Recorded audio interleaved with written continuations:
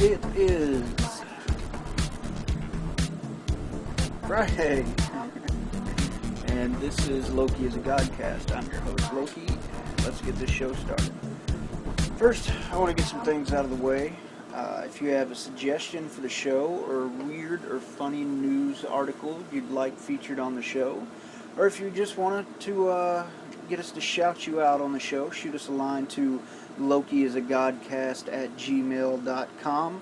Once again, that's LokiIsAGodcast@gmail.com. Be sure to include your name and where you're from. So let's jump right into the show with weird news of the week. These are weird or amusing news articles that I've found, and hopefully at some point you will send in yours to be featured on the show. The first story, Tuesday, July 28th, 2015. Swiss officials were forced to apologize to their French neighbors this week as it appeared that the small alpine country raided a cross-border lake. What were they after? Just water, which is a precious commodity in that part of Europe, thanks to soaring temperatures and lack of rainfall. Specifically, Swiss Army helicopters went across the border into the French region of Franche-Comté to draw water from the Lac Les Rouges, I'm sure I'm pronouncing that wrong, to the bewilderment of people who were bathing and relaxing in and on the lake.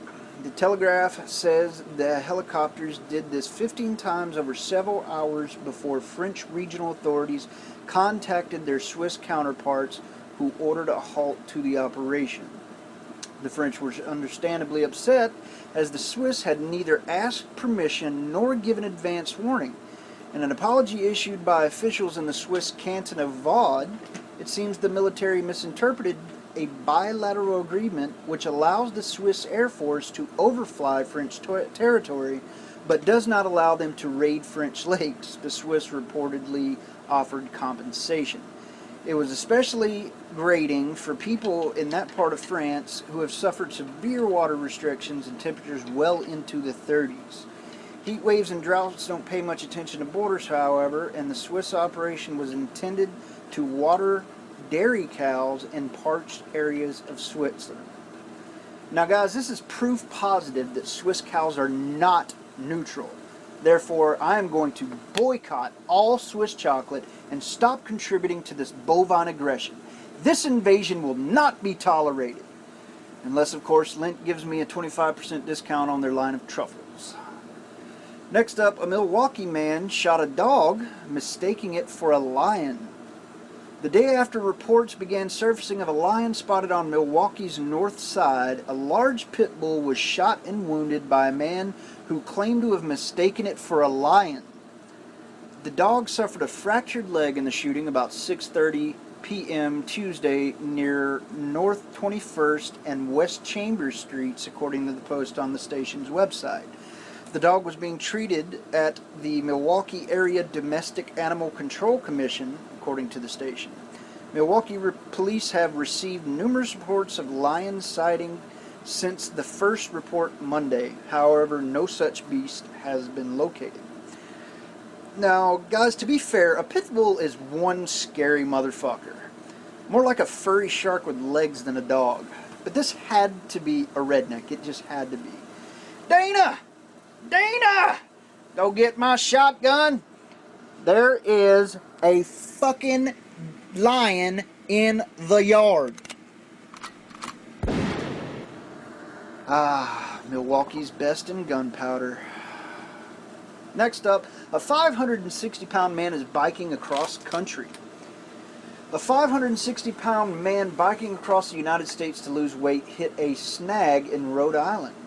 The Northport Daily News reports a bent rim on Eric Height's bicycle has kept him in Tiverton since late last week, 90 miles from where his ride began in Falmouth, Massachusetts. Newport Bicycle is outfitting Heights with a new bike that can withstand his weight.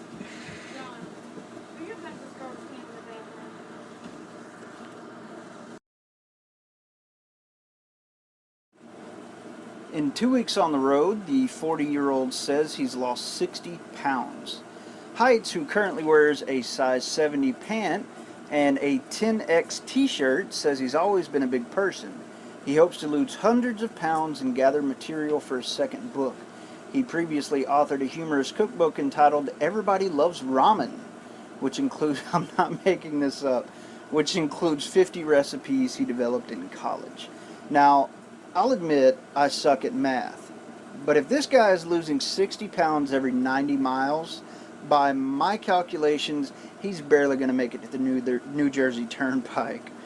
Also, rumor has it that Mr. Heights was fairly angry when he left. Yes, that's right, he left in a huffy.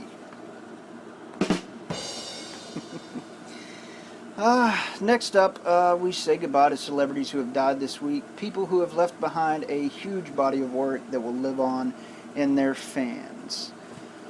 First up, a very sad one. Wrestling legend Roddy Piper has died at the age of 61. TMZ Sports has learned.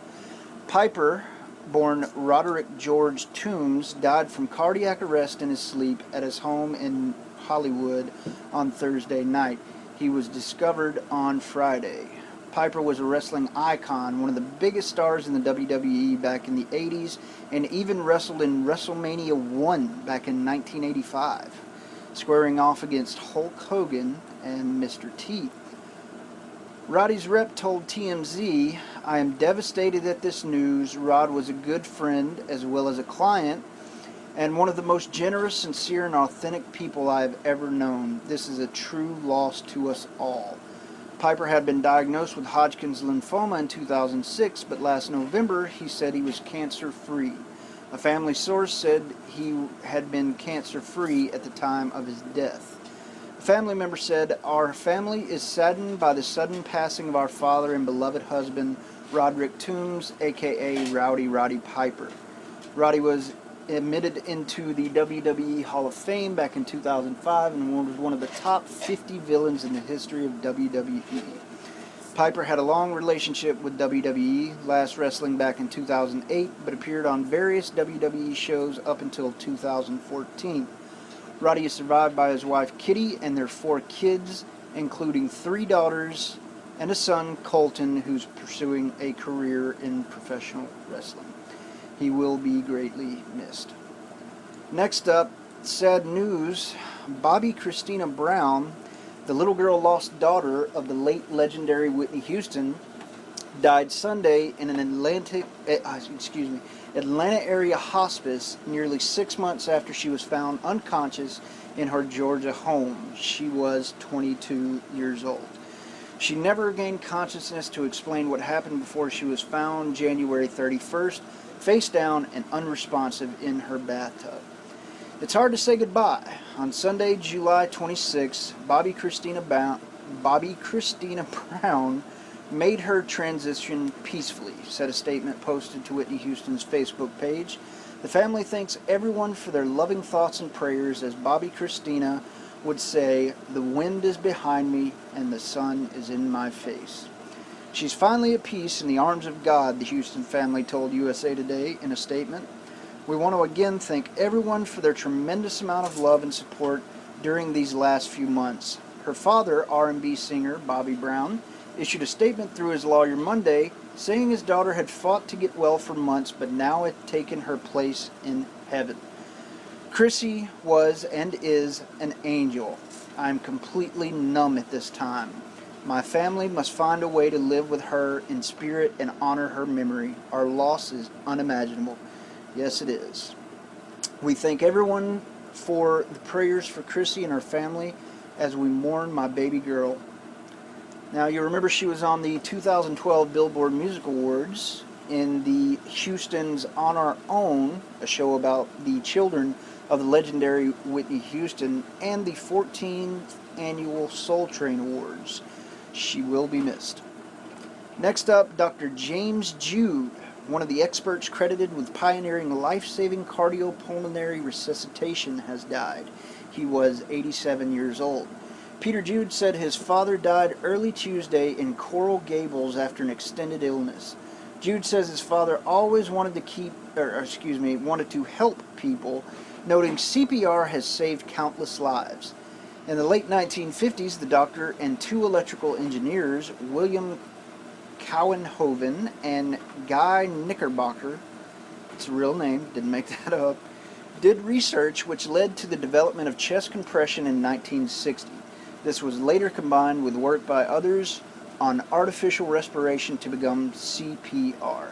The Minnesota native moved to Florida in 1964 to become professor of surgery and chief of thoracic and cardiovascular surgery at the University of Miami School of Medicine and Jackson Memorial Hospital. He maintained a private residence from 1971 until 2000. He will also be missed. And finally, Jillian Johnson and Macy Breaux, the two women killed in the Louisiana theater shooting Thursday, July 23rd by 59-year-old John Russell Rusty Hauser.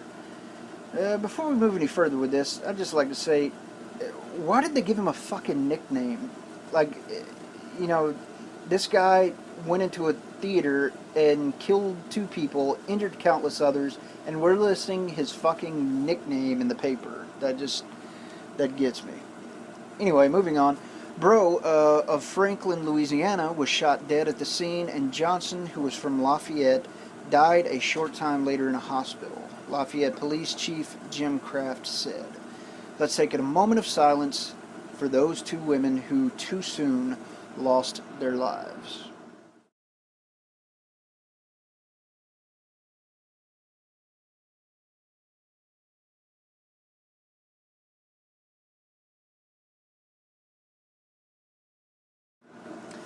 They will be missed. Okay, let's move on to a segment called Movies That Will Suck. An Emoji Movie is in the works by Sony Pictures Animation. Sony Pictures Animation has always existed as the odd cousin of animation titans Disney, Pixar, and DreamWorks. Its movies have grossed a fair amount of money, and a few of them have even gotten positive reviews, but none of them approach the cultural impact of Frozen or the critical acclaim of Inside Out. Thus far, the highest grossing Sony animated movie is The Smurfs, which is actually a mixture of live action and animation. Meanwhile, Phil Lord and Chris Miller's Cloudy with a Chance of Meatballs is a sequel, and its sequel have gotten the most favorable... Excuse me here, let me take a drink. Try that again. Phil Lord and Chris Miller's Cloudy with a Chance of Meatballs and its sequel have gotten the most favorable reviews from critics. And while the company's existing schedule includes sequels to The Smurfs and Hotel Transylvania, it also includes an adaptation of R.L. Stine's classic children's book series Goosebumps, which has potential and the star power of Jack Black carrying it. Today, Deadline reports that Sony Pictures Animation won an auction over two other studios for the development rights to pitch a movie about emoji, the animated icons available to spice up conversation on most smartphones and texting apps. Tony Leonidas, director of the 2008 animated film Igor and the 2011 short Kung Fu Panda: Secrets of the Masters, and Eric Seigel, the producer on TBS's Men at Work, will pen the script, and Leonidas will direct. I just gotta say, are you fucking kidding me? A movie about a fucking winky face? This is doomed to fail. That is my Hollywood doom prediction. Take it to the bank. Next up is a movie, I love this one. It's a movie called The Very Persistent Gappers of Fripp. Boy, that's a title only fucking Charlie Sheen could come up with. All these fladio plants, clav gleepel bluing, glet gleim flum blugs. Charlie Sheen, everyone. So, the movie is about a girl named Capable who fights off a daily invasion of gappers, bright orange, multi-eyed creatures who love goats so much that they attach themselves to them and prevent them from producing milk. Yeah, that's a fucking blockbuster right there. Next up is Tetris. Tetris. You heard that right, fucking Tetris. The classic game in which players line up rows of interconnected blocks. What the fuck is Hollywood smoking? So this is a movie about watching people play Tetris. I don't even have to tell you how much this movie will blow. Rumor has it that Adam Sandler is going to be in this turd too. If you've seen Pixels, you know this movie will suck. Another Hollywood doom prediction. And in our final portion of movies that will suck, Dwayne "The Rock" Johnson might soon be punching sharks in the face in the new Baywatch movie. Paramount have been hankering for a Baywatch movie for a while now, and it seems they may finally be about to dust off those red swimsuits. Rejoice! For the word is that Dwayne "The Rock" Johnson has been hired to lead a rewrite of the franchise. The last time we saw a Baywatch movie was back in 1995 when the direct-to-DVD outing Hawaiian Wedding gyrated into existence. Needless to say, Paramount's new project seems to be maintaining the same tongue-in-cheek tone, which Johnson confirmed this morning with an amusing Facebook update. "This is my beach, bitch. This should be a lot of fun. We're making #Baywatch, the movie. Edgy, raunchy, and hopefully funny as all hell. Cue slow-mo running on the beach. #who needs mouth to mouth. #red shorts be hugging a brother." While Johnson's clearly excited to get those teeny shorts on his gigantic thighs, the plot details have yet to be confirmed. At one point, it was reported that it would revolve around a series of shark attacks that led the Baywatch team to investigate a drug smuggling operation. Meanwhile, Sean Anders and John Morris from We're the Millers are set to direct, while Justin Malin has been hired to rewrite the script that's been circulating since 2012. Personally, however, I don't see what's wrong with the original idea. The Rock, sharks, the whole thing is so wonderfully ludicrous. I mean, how are the sharks even related to the drug operation? Wait a minute. Maybe the sharks are drug mules. The Rock discovers that the cartel are misusing sharks for evil deeds, rescues them from the ocean, and takes them to shark rehab. Hug sharks, the end. And that's it for movies that will suck. Thank you. Next up are movies that I think will be awesome, and I hope you will too. First is Straight Outta Compton. Following the meteoric rise and fall of NWA, Straight Outta Compton tells the astonishing story of how these youngsters revolutionized music and pop culture revolutionized music and pop culture forever the moment they told the world the truth about life in the hood and ignited a cultural war. I don't mind telling you I'm very excited to see this movie.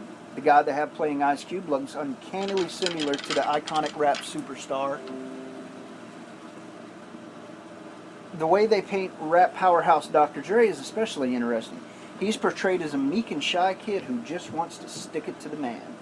Don't we all, Dre? Next up is Robin Hood Origins, described as a grittier version of the rogue do-gooder Robin Hood. This one I'm on the fence about. I'd like to see it, but I'm not sure anyone could top Russell Crowe. We will see. The next is The Atlantis Gene. Variety reports that CBS Films has acquired the movie rights to A.G. Riddle's trilogy of Atlantis science fiction novels. The first book in the trilogy, The Atlantis Gene, centers on a brilliant geneticist and an international counter-terrorism expert. I cannot talk tonight. The first book in the trilogy, The Atlantis Gene, centers on a brilliant geneticist and an international counterterrorism agent who must team up to thwart a global pandemic and solve the greatest mystery of all time, the truth behind the origins of humanity. Riddle self-published The Atlantis Gene in March 2013. The following installment, and I've lost my place, hold on. This is not a very well-written podcast. The final installment, The Atlantis World, was released May 15th and has reached #1 on Amazon science fiction rankings. Riddle is a native of North Carolina and spent a decade starting and running internet companies. Winnie Kempt is overseeing the project for CBS Films. I'm so interested in this one. I've actually downloaded the books. I think it'll be a wonderfully imaginative film, and I'm greatly looking forward to it. Now it's time for Geek News! Yep. First up, J.J. Abrams broke his back trying to save Harrison Ford on the set of the new Star Wars movie. Jesus, why couldn't it have been his fucking neck? J.J., of course, is the asshole who fucked up Star Trek and is currently fucking up Star Wars. Oh, when will he stop? We were filming a scene and there was an accident on set, Abrams explained. There was a hydraulic door that went down. He was pushed down and his ankle goes 90 degrees. He was down there and he's toughing it out. He's a superhuman being and he's literally lying there making jokes. This door had gone down and I'm trying to lift it up because that's the kind of guy I am. Sure it is. So I'm trying to lift up this door and I feel a kind of pop in my back. I'm like, oh, that's weird. Yeah, because when you feel a pop in your back, you're like, oh, fuck, that's weird. Anyway, so I go to the doctor a couple of days later. The director continued. And he goes, oh, you have a broken back. I broke my L4 trying to lift this door. Ford's a miracle man, and I'm like, excuse me, Mr. Darth Vader, could you be more evil? Poor guy. I literally have no sympathy for this prick whatsoever. Find a fire and go fucking die in it. I'm just kidding, of course. This is a comedy podcast, just in case JJ's lawyers are listening. Your friendly neighborhood Spider-Man is set to cameo in Captain America Civil War. Ever since the announcement that Sony and Marvel will be teaming up to reboot the Spider-Man franchise, we've known that the character would debut in another Marvel film prior to his next solo adventure. The smart money has always been on Spidey popping up in Captain America Civil War, and now we have some confirmation. Recently tapped screenwriters John Francis Daley and Jonathan Goldstein spoke to Vulture about their work on Vacation, and of course the subject of the wall-crawling superhero couldn't be avoided. Goldstein mentioned that they would be visiting Marvel this weekend to view footage of Tom Holland's cameo as Peter Parker in Captain America Civil War. We hear good things, he said. We might even get a good look at the Spidey suit, which is exciting. It's interesting that Goldstein says they might get a look at the costume and that Holland is appearing as Peter Parker. Is it possible that we won't see the teenage superhero suited up and in action during Civil War? That would be huge disappointment for fans looking forward to this latest reinvention of the old webhead. Daley also addressed these casting rumors that have been propping up recently, and it sounds like the list has been begun circulating online is a bit premature. We've discussed certain characters, he says, but nothing is certain yet for sure.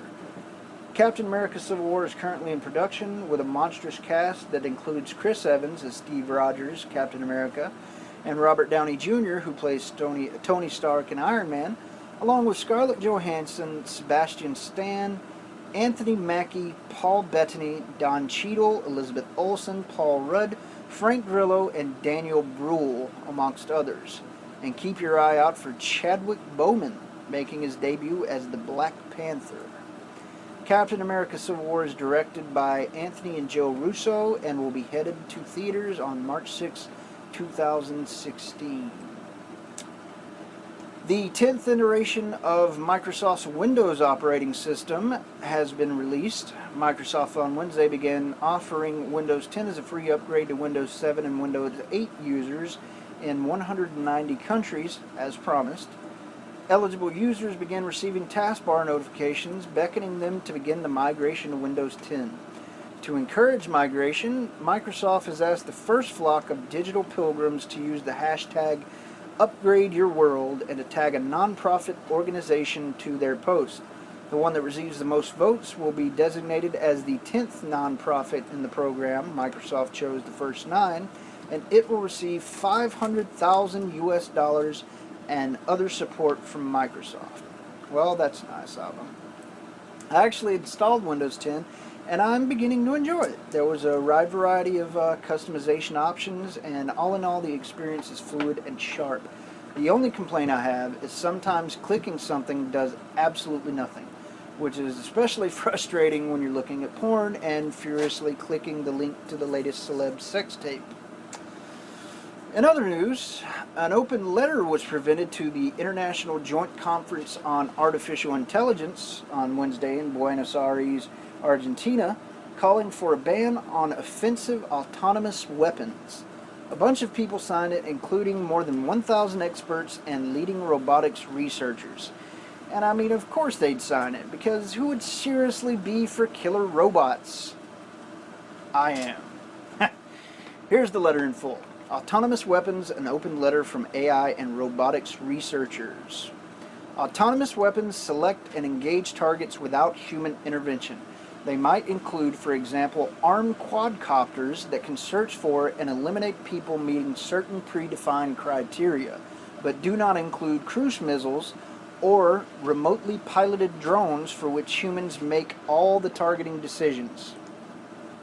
Artificial intelligence technology has reached a point where the deployment of such systems is practically, if not legally, feasible within the years, not decades, and the stakes are high. Autonomous weapons have been described as the third revolution in warfare after gunpowder and nuclear arms. Many arguments have been made for and against autonomous weapons. For example, that replacing human soldiers by machines is good by reducing casualties for the owner, but bad by therefore lowering the threshold for going to battle. The key question for humanity today is whether to start global AI arms race or to prevent it from starting. If any major military pushes ahead with AI weapon development, a global arms race is virtually inevitable, and the endpoint of this technological trajectory is obvious. Autonomous weapons will become the Kalashnikovs of tomorrow. Unlike nuclear weapons, they require no costly or hard to explain raw materials. They will become ubiquitous and cheap for all significant military powers to mass produce. It will only be a matter of time until they appear on the black market and in the hands of terrorists, dictators wishing to better control their populace, warlords wishing to perpetrate ethnic cleansing, etc. Autonomous weapons are ideal for tasks such as assassinations, destabilizing nations, subduing populations, and selectively killing a particular ethnic group. We therefore believe that a military AI arms race would not be beneficial for humanity.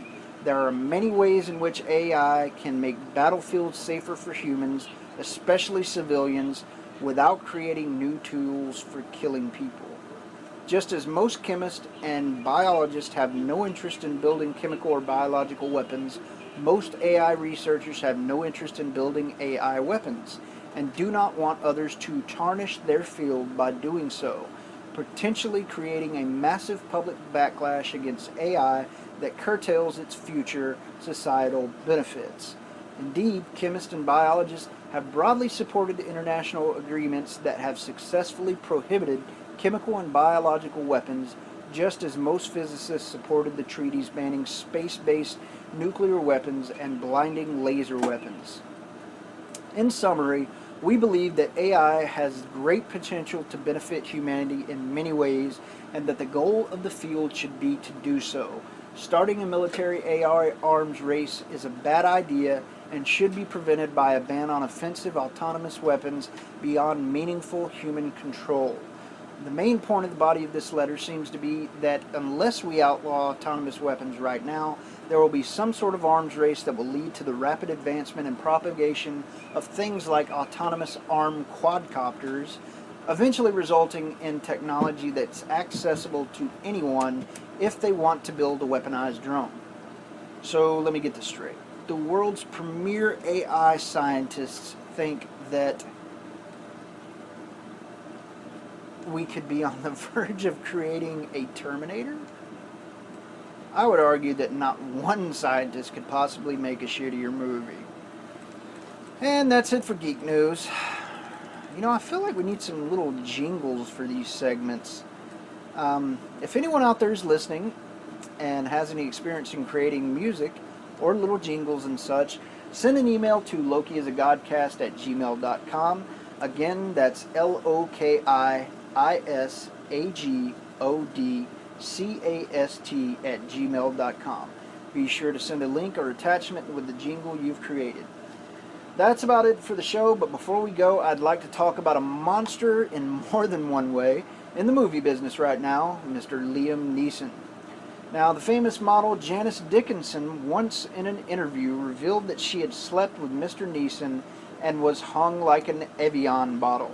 Not the normal ones, the big, like, 16-ounce one.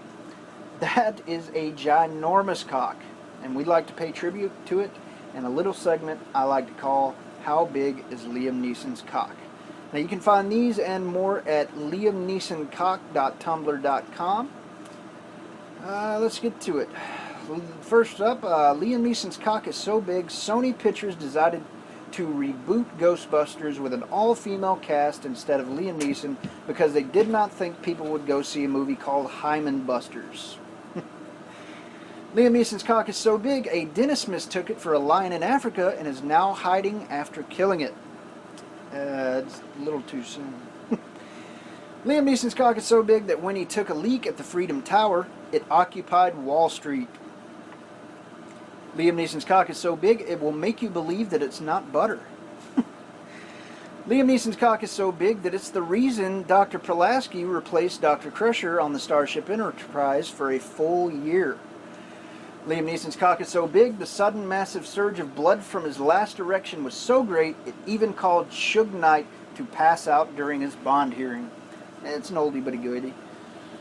Alright, well, if you have any more Liam Neeson's cock jokes you'd like featured on the show, send us an email at lokiisagodcast@gmail.com.